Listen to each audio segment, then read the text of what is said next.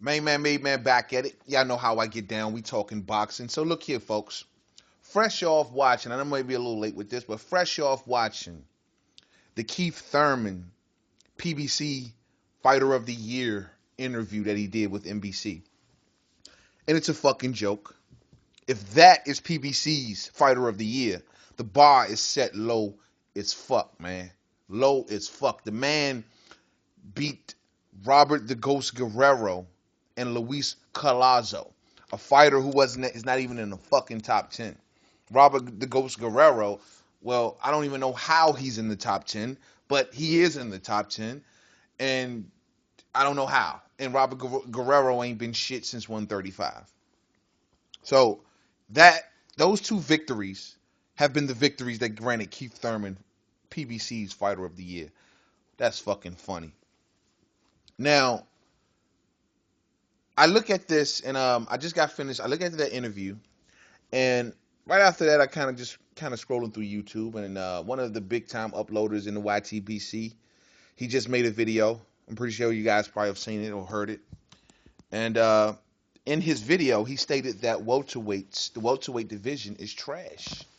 So I listened to it, and I agree with most of his points in that video.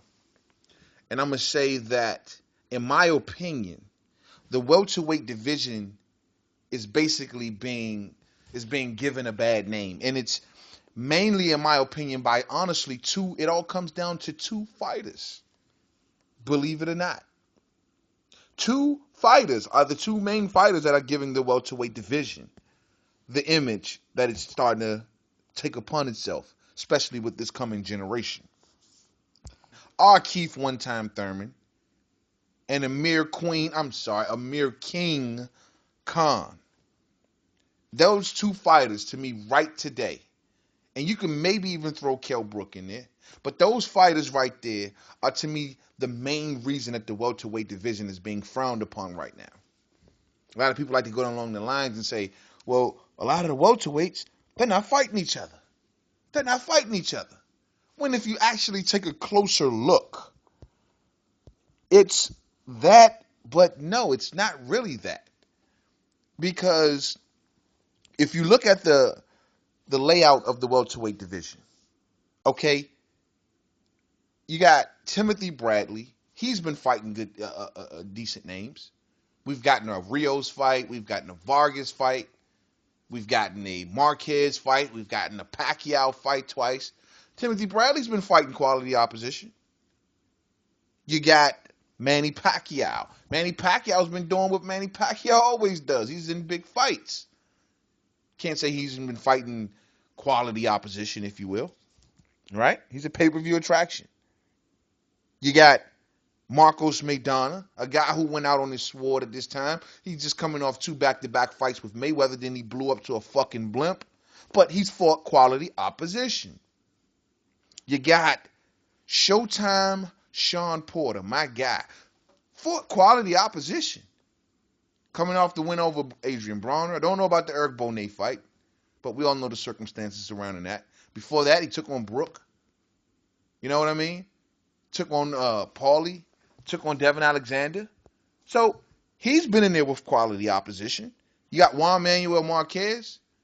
We all know who he's been. He's been in there with quality opposition. The only ones whom I haven't named that has not been in there with quality opposition, yet these are supposed to be the new era, is Keith One Time Thurman, whom still to date, his toughest opponent has been Diego Chavez, and that was many, many moons ago, ladies and gentlemen. I have let up off Keith Thurman, man. I let up off him a while back. I used to ride him hard. I used to ride him tough. I used to see through all that, oh, come fight me, son shit. I used to see through all that shit, man. He would go to certain fighters with that shit. But certain fighters he wouldn't go to with that shit. He'd go to Paulie Malignaggi, when you gonna fight me, son? Yeah, he'll go to Paulie Malignaggi and do that shit. You know what I'm saying? But I don't see him doing that to Showtime Sean Porter. No. Keith Thurman has yet to step into his own, if you will. We've always been clamoring for that. I'm pretty sure most of us would put Keith Thurman right there on the fucking edge, man. But he ain't there yet. You know, he's been he's been under the tutelage of Mr. Heyman, of Uncle Al, and Uncle Al has basically this whole entire year put Keith Thurman on a marketing campaign. He put him on national television. He put him against opposition he know he'll beat. A lot of people like to go down the line and try to figure out who Floyd Mayweather's successor is. Some people believe it's going to be Danny Garcia, given the cherry picks he's given. But you look at Keith Thurman. They've nurtured him. They've hit him.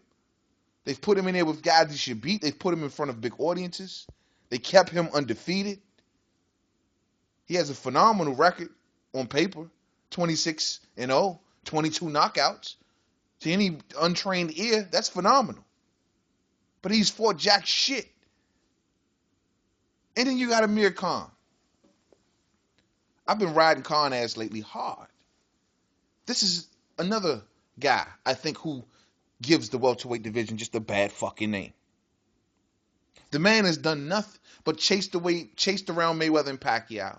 Okay? He won't fight the guys who are right under him, like Danny Garcia. And a lot of people like to say, oh, well, Angel Garcia said that Danny's not going to fight him. Yeah, if you knew the terms of that fight that Amir Khan was asking for, I'm pretty sure Angel was looking out for his son. Knowing Amir like I do, he think he's A-side in that fight, even though he got his ass knocked out. He probably went to fight in UK. Who knows? But you don't see him fighting the guy who knocked his ass out cold. DC's own, my guy, Lamont Peterson just became a welterweight. I don't see, that fight with him and Khan, the rematch never went down. The rematch never went down. People will look at that fight, man. People will watch that fight because of the circumstances surrounding that fight. I understand they tried to get it the second time and what happened with Peterson. I understand that. Khan backed out because, once the cheating allegations came out, Khan didn't want to have anything basically to do with Lamont Peterson. Some say that was an scapegoat, if you will. You know what I'm saying? But Amir Khan has done shit as a welterweight. Anyone who wants to, any of you Khanites out there who disagree with me, I don't really give a shit, but tell me why. What has he done? Oh, everyone's avoiding him. Everyone's avoiding him. That's bullshit. I think Garcia would easily take that fight on fair terms. You know what I mean? I think Garcia would love to take that fight. I think guys like Timothy Bradley would take that fight. You gonna tell me he won't? I think Sean Porter would take that fight. You gonna tell me he won't? I think anybody would take an Amir Khan fight. Fuck it. Andre Berto would take a fucking Amir Khan fight. Anybody would. But this dude has fought Chris Algieri, who's not even a full-fledged welterweight, just coming up to welterweight for that matter. He beat Devin Alexander after Devin Alexander had already had his soul basically taken away from him. And he beat Luis Collazo, the same guy Thurman beat. Those are his 3 fights at welterweight. Those are laughable fights, maybe with the exception of Devin Alexander. I still had, at that time especially, I still had respect for Devin Alexander. I don't know what happened in that fight. I thought Khan did look phenomenal. And he's a skilled boxer. But the fact remains, that's all he did, man. That's all he did. And he ain't fighting the other guys. These 2 fighters, ladies and gentlemen. It's Keith Thurman and Amir Khan.